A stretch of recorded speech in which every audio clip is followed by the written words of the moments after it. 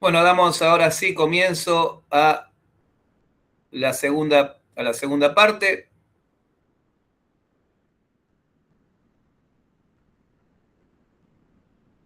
Ahora vamos a hablar un poco de lo procesal. Bueno, había hablado al principio de la charla de que hay que estudiar el Código Procesal Penal, que hay que estudiarlo, que hay que hacer cuadros. Y hay otra cosa más respecto a este estudio procesal que uno tiene que hacer. Se quiere dedicar al área de derecho penal o se está dedicando ya y por ahí no tomó atención, es estudiar los institutos que encontramos en derecho procesal penal. Saberlos bien. ¿Y cuáles? Por mencionar algunos. Excarcelación, exención o exhibición de prisión. Yo sé que hay otras personas a veces, de otra provincia acá en esta charla, entonces en algunos códigos procesales se les suele llamar exención, en otros de exhibición de prisión. En Córdoba, si no, creo que no existe, existe lo que también, en vez de excarcelación, existe solamente el corpus, el instituto de suspensión del proceso a prueba, la prescripción, el juicio abreviado, y son cosas que uno tiene que manejar, pero como si fuera nuestra mano. Si no, uno no puede saber más o menos estos institutos, sino tiene que saberlos bastante, bastante bien. ¿Se ve bien la pantalla? ¿Se ve bien la pantalla? Sí, sí. Ok. Le estaba diciendo que estos institutos uno tiene que saberlos bastante, bastante bien. Y voy a decirlo básicamente por ahí, si hay una persona que hace poco que se inicia en derecho penal, abuelo de pájaro, ¿qué son cada uno? Escarcelación. Escarcelación es una petición que se realiza ante quién, ante la jurisdicción. ¿Por qué ante la jurisdicción? Porque el que pone preso a alguien es la jurisdicción. El fiscal, salvo mínimas excepciones en cuestiones súper excepcionales, el fiscal no pone preso a nadie. El que pone preso es la jurisdicción, juez de garantía, tribunal. Entonces, la escarcelación es una petición que se realiza ante la jurisdicción para lograr ¿qué? Que una persona que está en un proceso en prisión se le otorgue la libertad. ¿Qué tengo que hacer básicamente en una escarcelación? ¿En qué tengo que poner resalto? En la falta de riesgo procesal. ¿Cuáles son los riesgos procesales? Fuga, para decirlo bien que se entienda, entorpecimiento de la investigación. Tengo que acreditar que esto no hay en el caso en concreto, que no existe peligro de fuga, que no existe peligro de entorpecimiento de las investigaciones y que tengo que mirar las circunstancias de la causa. En cuanto al hecho, si quiero, eso depende de la estrategia de cada uno, puedo hasta solicitar prueba, pero más que nada no tanto del hecho en sí, sino que prueba respecto al arraigo que tiene el imputado o la imputada. Entonces, es una petición que pido a la jurisdicción la libertad de una persona, tengo que hacer hincapié en la falta de riesgos procesales. Es más, una escarcelación puede pedir de manera subsidiaria también la prisión domiciliaria. ¿Pero por qué? Independientemente del código procesal que uno use, como lo dije en la primera mitad de la charla, tenemos este código procesal interamericano, que es la Convención Americana y que es a la vez las opiniones de la Corte Interamericana, ya sea en su faz consultiva o en su faz contenciosa. Y en su faz contenciosa, desde Ibom Neptune con Haití en adelante, y también puedo mencionarles que en los últimos precedentes contra Argentina, en materia de derecho a no ser tenido de manera arbitraria, en los casos, como dije, Romero Feris, Hernández, Jenkins, la jurisdicción tiene que evaluar antes de dejar a una persona detenida de manera cautelar si por alguna de las medidas que dispone, entre ellas, por ejemplo, el monitoreo a través de un dispositivo electrónico, se puede impedir los riesgos procesales. Perdón que se me fue algo ahí. Ahí volví. Entonces, la excarcelación es esto. Pedido a la jurisdicción, hincapié en el arraigo, hincapié en la falta de riesgos procesales. ¿Qué es la exención a la exhibición de prisión? La exención y exhibición de prisión es una petición que, a diferencia de la excarcelación, son muy parecidas porque las dos tengo que hacer hincapié en el arraigo, en que, por ejemplo, cosas del arraigo que podría mencionar. Mire, este señor trabaja de esto, vive acá hace tantos años, tiene este grupo familiar, me designó como abogado defensor, como abogada defensora, constituyó domicilio conmigo. Y ustedes piensan que se va. Es más, el juez no es para decirlo, pero el juez sabe que algo nos tuvo que pagar, porque nadie trabaja gratis. Entonces, también puso plata para nosotros, no para decirlo, pero también el juez lo piensa. ¿Sí? Constituyó, trabaja acá, hace tantos años, tiene este grupo familiar, puso un abogado, seguramente le pagó, todas las circunstancias que pueda acreditar arraigo, si este tipo no se va a ir.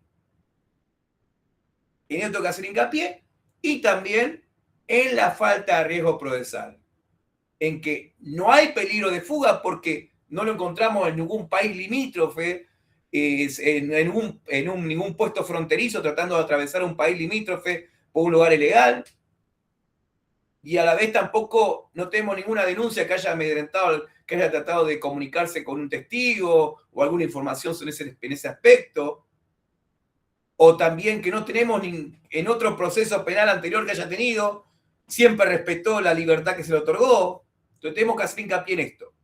La falta de riesgo de fuga, la falta de riesgo de entorpecimiento de la investigación. Arraigo, tanto en la excarcelación como en la detención.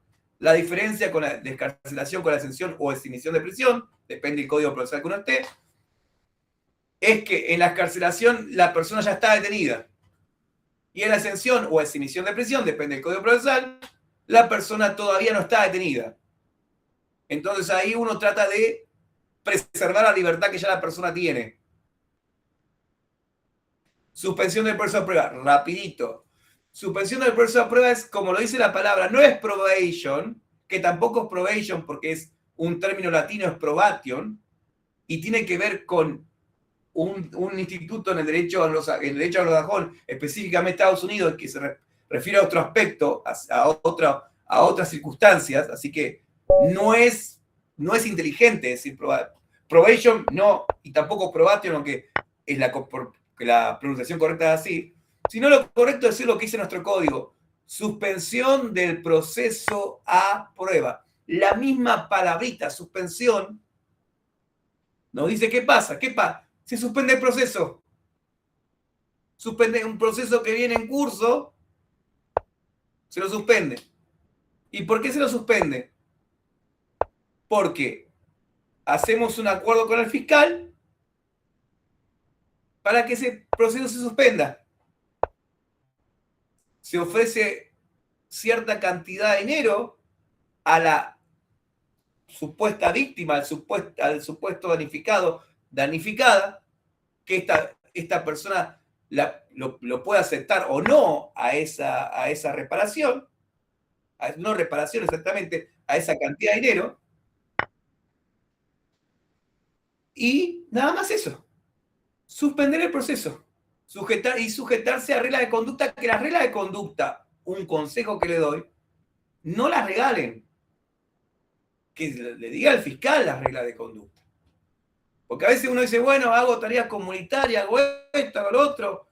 Si ustedes leen los artículos siguientes al artículo 76 bis, no es obligatorio que esto pase siempre. Hay otra, no, pensé que había otra persona para agregar. Así que no regalen reglas de conducta como si fueran caramelos. No. Suspensión del proceso, suspender el proceso. Es una petición que se hace a la jurisdicción de suspensión del proceso y generalmente en los códigos procesales, en la mayoría de los casos, no en todos los casos, pero en la mayoría de los códigos procesales dicen que tiene que esto que resolverse en audiencia. Para esto, ¿cómo suele instrumentarse muchas veces? Uno no hace todavía la petición, pero ya tiene cierto contacto con el fiscal. ¿Por qué con el fiscal? Y porque el acuerdo del fiscal prácticamente ata a la jurisdicción a decirnos que sí. De la letra del 76 bis, cuando uno lee, el acuerdo del fiscal prácticamente ata a la jurisdicción al sí. La única forma que la jurisdicción pueda rechazar una suspensión del proceso a prueba con acuerdo de partes, defensa, imputado, fiscal, es que hayan pedido algo que sea muy arbitrario, que esté muy por fuera de los supuestos que están en la suspensión del proceso a prueba. Entonces, suspensión de esto, suspender el proceso, a través de un acuerdo con la fiscalía, se le imponen reglas de conducta, que las impone la jurisdicción, se cumplen estas reglas de conducta, y si se cumplen y uno prueba que esto se cumplió, el juzgado o tribunal de juicio emite una resolución a través de la cual extingue la acción penal y en consecuencia dicta el sobreseimiento. Pasemos al otro instituto rapidito también. El otro instituto es la prescripción. La prescripción es un instituto que está en el Código Penal, que uno también tiene que saber manejar muy bien. Artículo 62 del Código Penal y siguientes, y que básicamente es que por el paso del tiempo, el Estado, en su pretensión de punir a alguien, renuncia por el paso del tiempo. Muy, muy básicamente es eso. Entonces, miro el 62 del Código Penal, miro los artículos siguientes, los que están relacionados, y veo si se prescribe o no prescribe. A la vez también, como consejo, este instituto está muy, pero muy relacionado, que es un instituto de derecho común, que uno encuentra en el Código Penal, con el derecho a ser juzgado dentro de un plazo razonable. Uy. Un centro aquí más y... Perdón. Ahí está. Con ese derecho a ser juzgado entre un plazo razonable. Entonces, cuando uno estudia prescripción, también tiene que mirar este derecho. Y para citarle, porque sé que a muchos les gusta, algún precedente para ver qué dice la Corte, qué dice nuestra Corte sobre este instituto. Y acá una pequeña salvedad. La Corte no tendría que hablar tanto de prescripción. ¿Por qué? Porque la prescripción es un instituto de derecho común. Y en derecho común la Corte no se tiene que meter. Che, entonces, ¿por qué se mete? Se mete por esto que digo, está relacionado con el derecho convencional de jerarquía constitucional del 8 de la Convención Americana, y que también este derecho lo encontramos en el 18, según lo dice la Corte, a través del precedente Matei, un precedente ya viejo. Nuestra Corte tiene unos cuantos años. Entonces, prescripción es eso. Pasa determinada cantidad de tiempo, lo encontramos en el 62 del siguiente, y uno puede pedirle a la jurisdicción, bueno, acá pasó el tiempo, declaren extinta la acción penal. Declaren extinta la acción penal, declaren extinta la pena, depende que uno vaya a pedir la prescripción. Y esto está muy relacionado con el derecho a ser juzgado dentro de un plazo razonable. Fallos de cortes para ver, de Corte Federal, de Corte Suprema de Justicia de la Nación. Hay varios, y hay algo que si uno lo comienza a estudiar, ve como, wow, esta pelea que hay. Farina, Espíndola, Es más, en Espíndola, la Corte cita cualquier cantidad de precedentes y como que te hace como un raconto, como una enumeración de todos los casos sobre esta materia.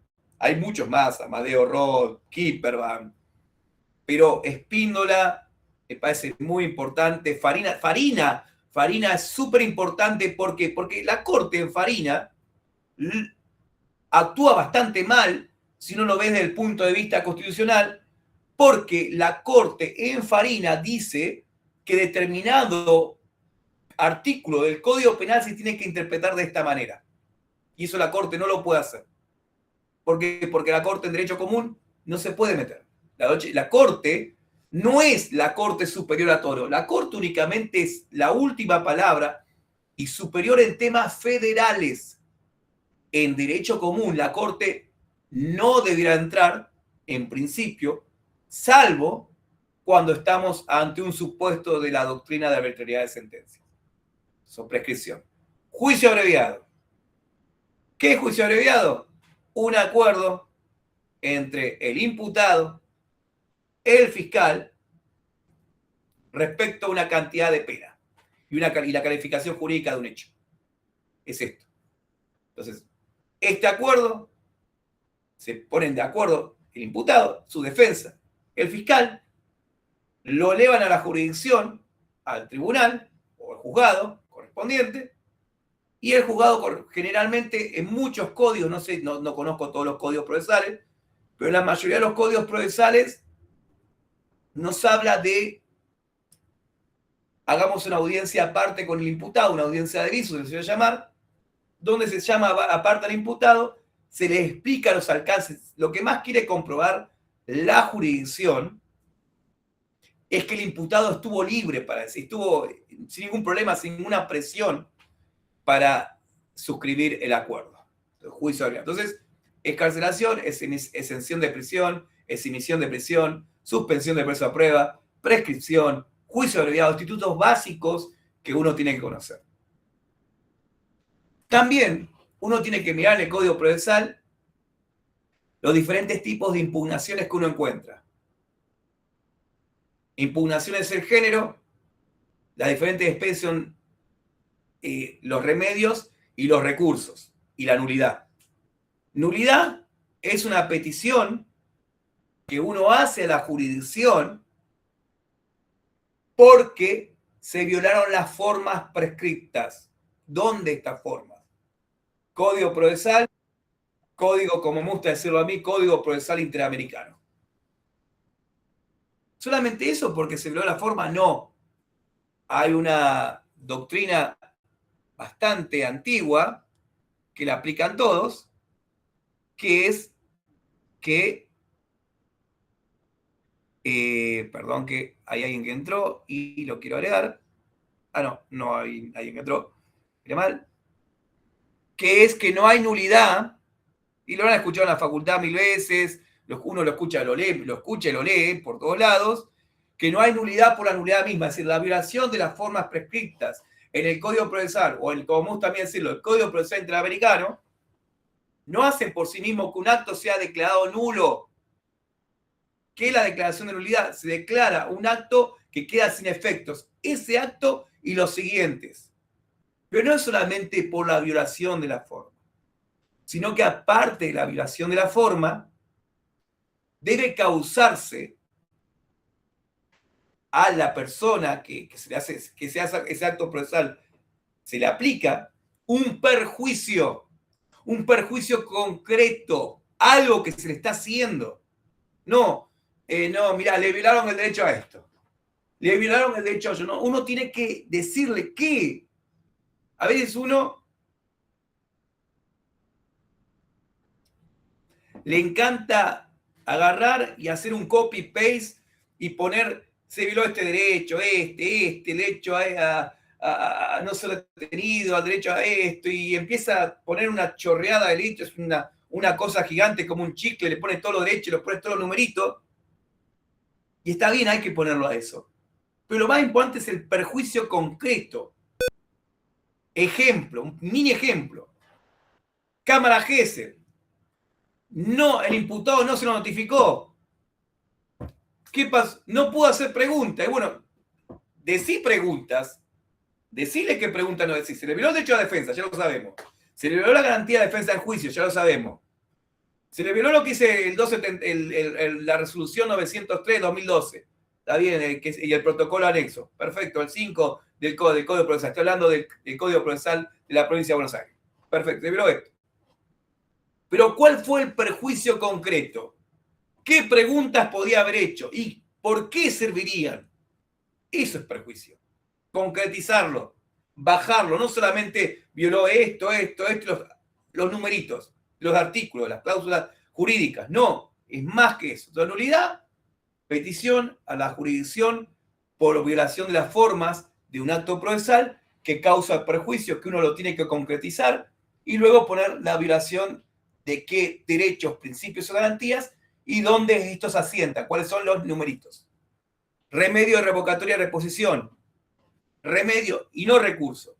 Los remedios son cuando el mismo juez, entre comillas, que hace un acto, una decisión jurisdiccional que nos perjudica, ese mismo resuelve. Eso es un remedio. Porque a veces uno lee remedio casatorio. No, casación no es un remedio, es un recurso. Entonces la doctrina, la mayoría de la doctrina, diferencia un remedio y un recurso. Remedio, el mismo juez que hace una decisión que nos perjudica, ese mismo juez le pido que cambie de opinión. Recurso. Recurso es recorrer de vuelta, la etimología es ir de vuelta, vamos a hacerlo. La diferencia con el remedio, una de las tantas, pero la diferencia principal es que el recurso no resuelve el mismo juez, que además es la decisión que perjudica al imputado o perjudica al particular damnificado, al ofendido, al querellante. No. El recurso, ya otro juez, diferente del que hizo la decisión, es el que va a resolver. Y ahí tenemos que diferenciar en diferentes tipos de recursos. Mientras que en un recurso de apelación, en el recurso de apelación se ven cuestiones de hecho y prueba. Y se ven también cuestiones de derecho. Se ve todo. Es el más recurso de todos los recursos, por así decirlo, porque se ve todo. Es el más amplio de todo.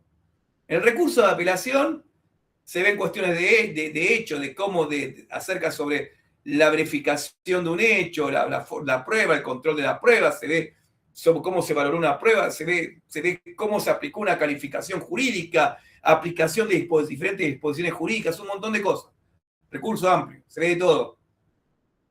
Ya el recurso de cassación, en la forma en que está legislado, en realidad es un recurso extraordinario, en la mayoría de las legislaciones. No en todas, porque, bueno, en varias se han renovado. Por ejemplo, no existe el recurso de cassación en el Código Procesal Penal de la Ciudad Autónoma de Buenos Aires. Ya no está esto, por suerte.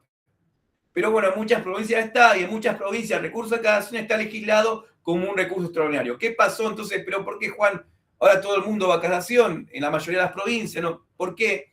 Porque después de Casal, del precedente Casal, y después del precedente Salto, porque Casal es para el orden nacional, Salto, la extensión de este criterio de Casal para todas las jurisdicciones provinciales, ya el recurso de cassación pasa a ser un recurso prácticamente, un recurso ordinario, donde la Corte, con el precedente Casal, con su doctrina del máximo rendimiento, dice que acá en un recurso contra una condena de primera instancia debe ser amplio, sencillo, se debe mirar todo, a excepción de la inmediación para el imputado.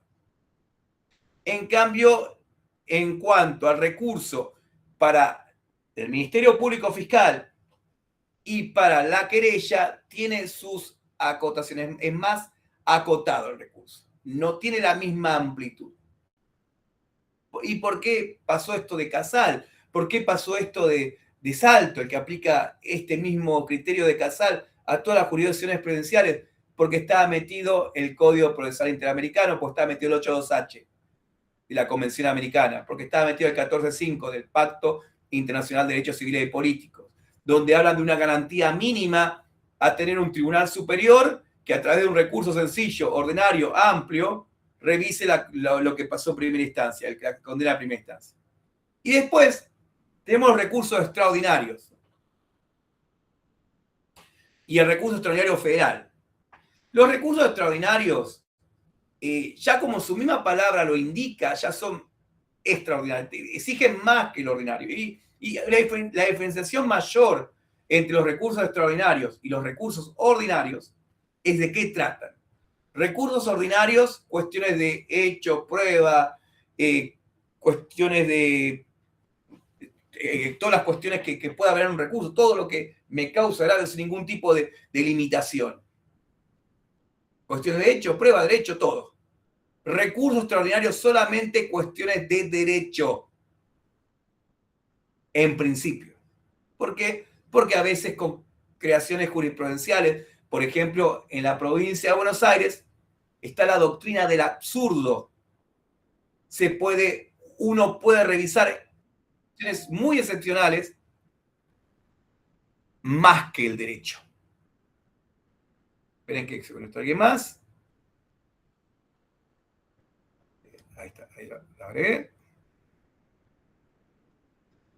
Entonces, tenemos recurso extraordinario federal y después tenemos, bueno, los recursos extraordinarios, que son cuestiones únicamente de derecho, que tienen que ver con derecho, por eso son recursos más complejos, porque uno ya no puede poner de todo ahí. No, uno tiene que ver lo que es de derecho y nada más.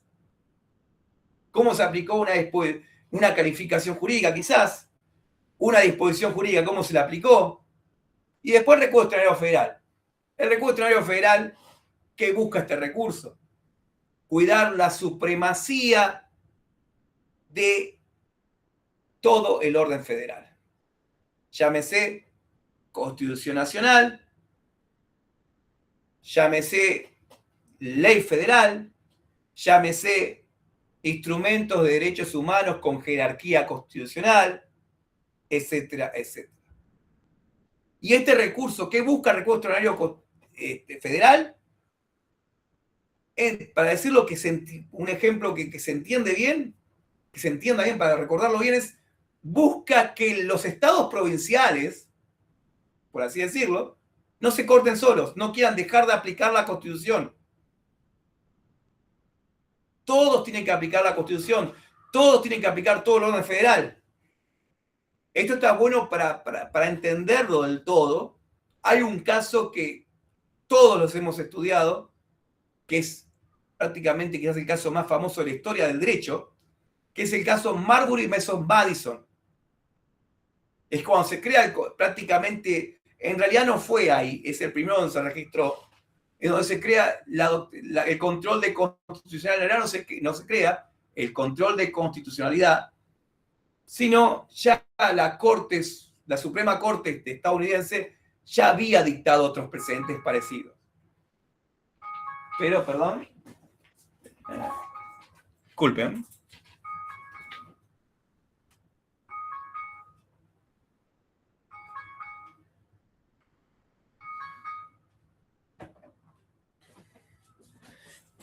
Disculpen la introducción. Bueno, busca la supremacía, cuidar la supremacía del orden federal.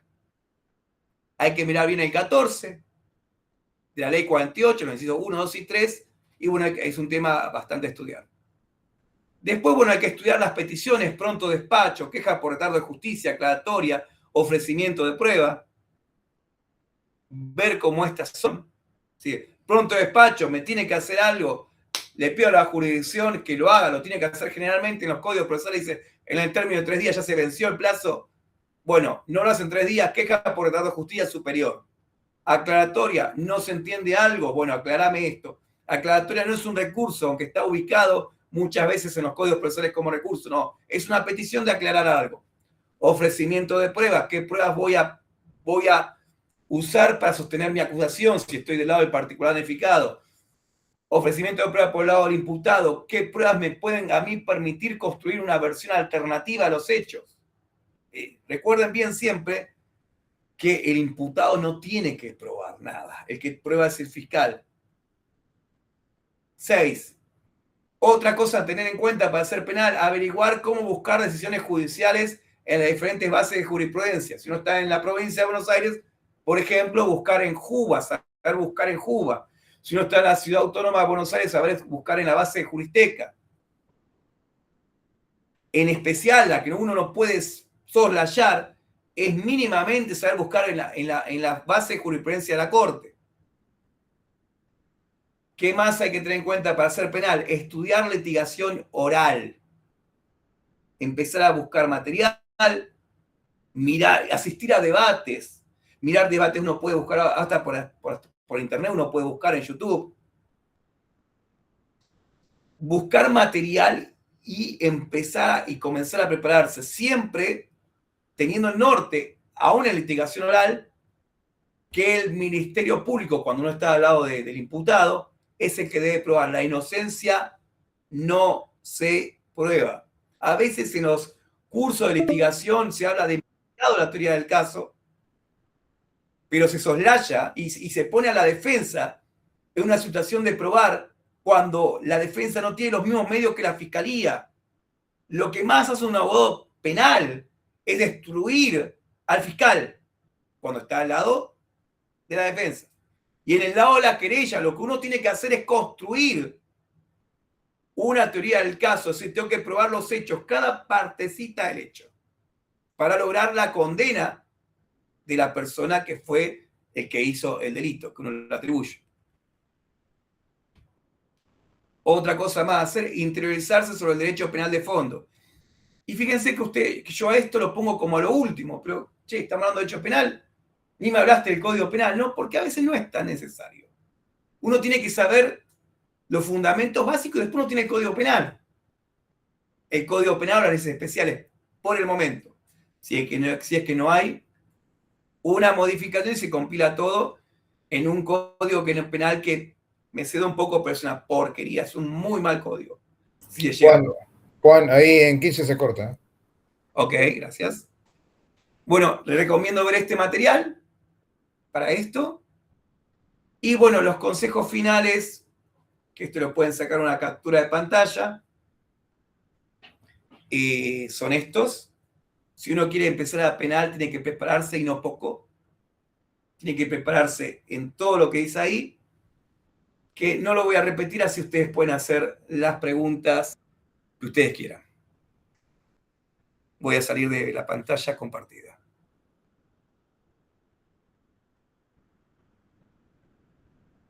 Ahí está.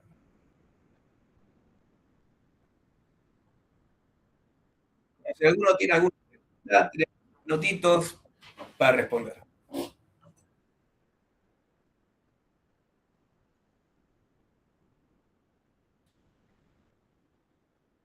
¿Y cómo se relanza? La verdad que no sé.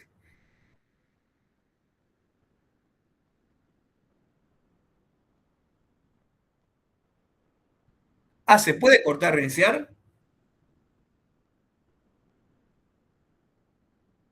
Yo lo armaría ahora, a ver cómo se hace.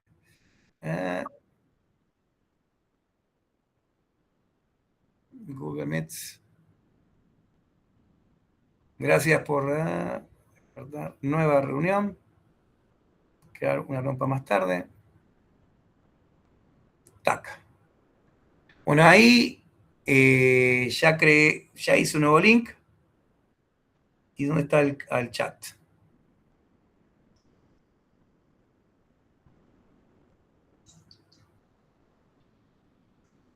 Ahí envié el nuevo link. Y cualquier cosa, si les llega a cortar,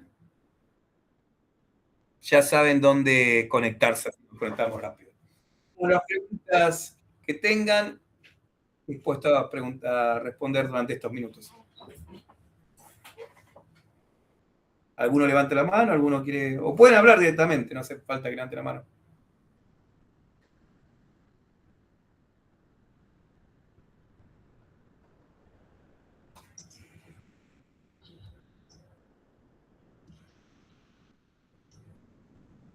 A ver qué pasa acá.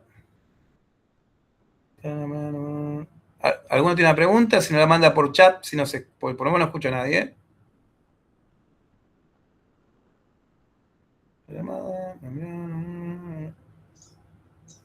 No veo ninguna pregunta, al menos. ¿Te puedo hacer una consulta? ¿Qué tal? Sí, Buenas sí. tardes. Yo quería saber en realidad el material que dijiste que ibas a pasar. ¿Por dónde lo vas a pasar? ¿Si lo vas a pasar al grupo que tenemos en común o hay que...? Voy a pasar el material a los grupos. Hay un par de personas que yo invité personalmente, pero hay otro. Esto más que nada lo organizamos dentro del grupo de colegas penalistas, el grupo de WhatsApp. Ahí voy a enviar el material que voy a enviar lo voy a enviar ahí. Y también después, para las otras personas que la administradora también le voy a pasar ese material para que en otros grupos que invitó también pueda pasar ese material. Bien, ¿hay algún lugar donde podamos volver a ver esta clase grabada?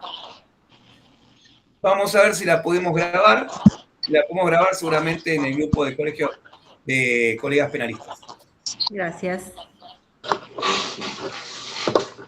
Ahí tengo una pregunta, creo.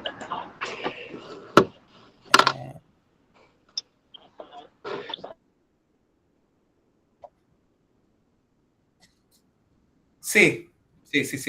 Esa la voy a responder. Es así. En el cuarto párrafo del 76 bis, hay una redacción que quedó algo confusa.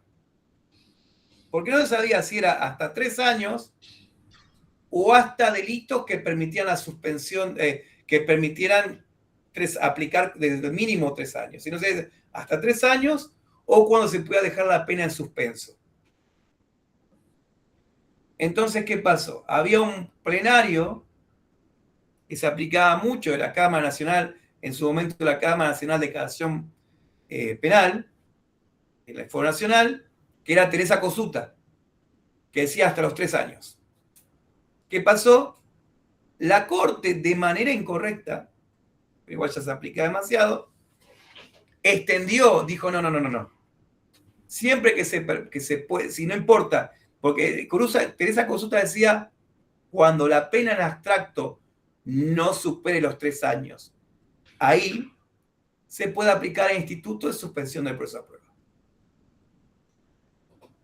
En Acosta, en el fallo Acosta de Corte, la Corte dijo no. Cuando aún se sean los 3 años, siempre que en el caso en concreto se pueda poner en suspenso la pena, se puede aplicar el instituto de suspensión del proceso a prueba. ¿Se entendió? Repetilo, por favor. Decía que hay 2 posiciones. Una que se llama la tesis restringida y una que se llama la tesis amplia. La tesis restringida, cuando yo veo la ley, el artículo penal, y me dice hasta 3 años, ahí puedo aplicar suspensión del proceso a prueba. Cuando excedo los 3 años, se puede aplicar porque una precedente de corte que se llama Acosta, que dice que aunque superemos los 3 años, si en el caso en concreto la pena se pueda dejar en suspenso, conforme al artículo 26, 27 y siguientes del Código Penal, se puede aplicar este instituto. ¿Se entendió? ¿Ahora sí? Sí. Sí, ahora sí. ¿Estaba viendo otra pregunta por ahí? Bueno, una pregunta que estaba viendo, la voy a leer, y así. Que un colega que está iniciando en Derecho Penal nos habla de que sí, acá tengo uno que vamos a iniciar. Un colega que está iniciando Derecho Penal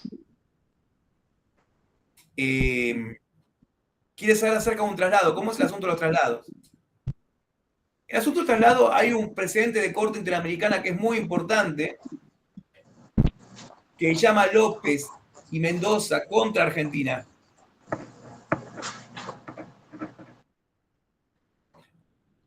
Esto uno tiene que aplicar. Porque muchas veces la jurisdicción tiene el criterio de que esto es algo administrativo. Entonces yo tengo, mi cliente vive en Varela y yo me lo llevo a Sierra Chica. No. Ahora, ¿qué pasa? Muchas veces la jurisdicción viola esto, pero la Corte Interamericana dice que no. ¿Por qué? Porque yo estoy trascendiendo de la persona del acusado, a veces ni siquiera delincuente, porque el delincuente es cuando está la sentencia firme. A veces del acusado, de su persona, a sus familiares, y también a la vez también estoy violando indirectamente el derecho a ser readaptado socialmente conforme al 5 de la Convención Americana. Violo el 5 de la Convención, readaptación social, muchas veces, viola el artículo 21, derecho a la familia, ¿sí? Violo varios derechos. Entonces uno tiene que salirle con esto, escúchame, esto no es administrativo, la jurisdicción tiene que hacerse cargo y decir, acá estás violando la Convención Americana. ¿Se entendió?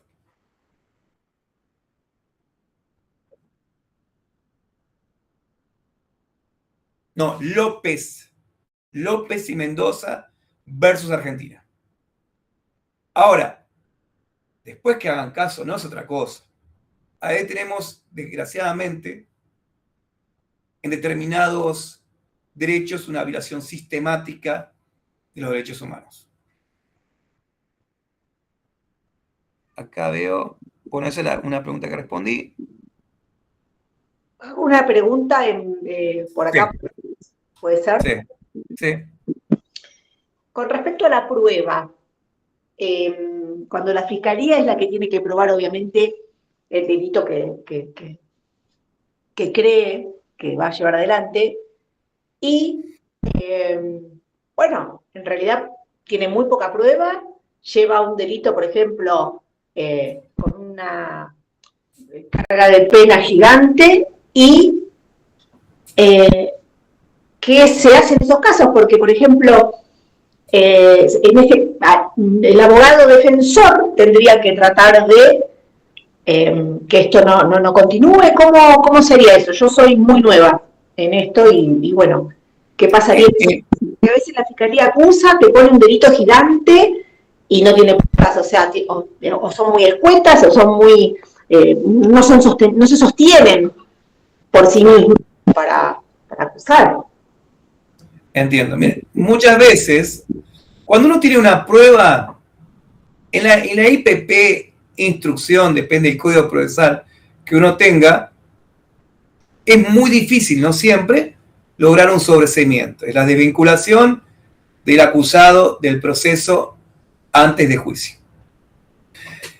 Si uno tiene una prueba muy buena, yo le llamo la piña de Tyson. Si algo que pueda prácticamente destrozar la acusación fiscal, para mí hay que invocarla. Ahora, si la prueba no es tan buena, bueno, hay que ver, porque a veces uno como que quema las cartas antes de tiempo. Y uno se mata a veces en la IPP, o en la instrucción, o investigación informal, como quieran llamarle, y no solamente que no logramos desvincular al cliente, al imputado, sino que aparte quemamos todas las cartas y la fiscal acusación, ya la otra etapa, la etapa intermedia, la etapa de juicio, sabe todo lo que vamos a hacer. Es una cuestión de estrategia. Como lo dije hoy, la defensa no está tanto para probar. El que prueba es el fiscal, el que prueba es la querella, el particular ofendido. Bueno, bárbaro, gracias. Gracias. Después está viendo otra pregunta que hablaban de notificaciones. Pasa muchas veces en notificaciones que uno renunció o lo revocaron, y a veces pasa que a uno le siguen llegando las notificaciones. ¿Qué hacer?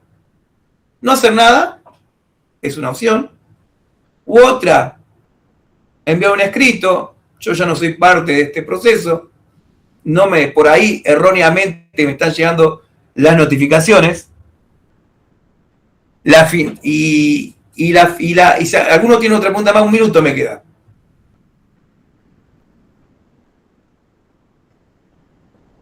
No veo ninguna pregunta en 10 segundos. Bueno, así se está acordando. Así que bueno, me despido de ustedes porque no veo ninguna otra pregunta.